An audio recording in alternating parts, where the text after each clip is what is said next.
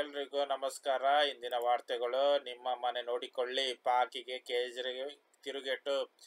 ಭಾರತದಲ್ಲಿ ತೀವ್ರವಾದ ಸೋಲಿಸಿ ಎಂದು ತಮಗೆ ಹೇಳಿದ್ದ ಪಾಕ್ ರಾಜಕಾರಣಿಗೆ ಫವಾದ್ಗೆ ಚಾಟಿ.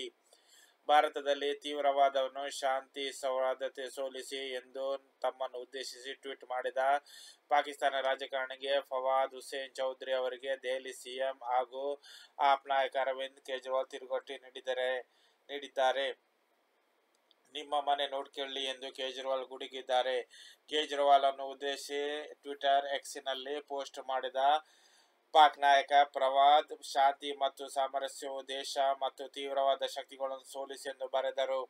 ಇದಕ್ಕೆ ಶನಿವಾರ ಕುಟುಂಬ ಸಮೇತ ಮತ ಚಲಾಯಿಸಿದ ಬಳಿಕ ತಿರುಗೇಟು ನೀಡಿದ ಕೇಜ್ರಿವಾಲ್, ಫವಾದ್ ಹುಸೇನ್ ಭಾರತದ ಆಂತರಿಕ ವಿಷಯದಲ್ಲಿ ಮೂಗು ತೂರಿಸುವ ಬದಲು ತಮ್ಮ ದೇಶದ ಬಡ ರಾಜ್ಯಗಳ ಬಗ್ಗೆ ಗಮನ ಹರಿಸಲಿ. ನಮ್ಮ ಸಮಸ್ಯೆಗಳನ್ನು ಬಗೆಹರಿಸಲು ನಾವು ಸಂಪೂರ್ಣವಾಗಿ ಸಮರ್ಥರಾಗಿದ್ದೇವೆ ಎಂದರು.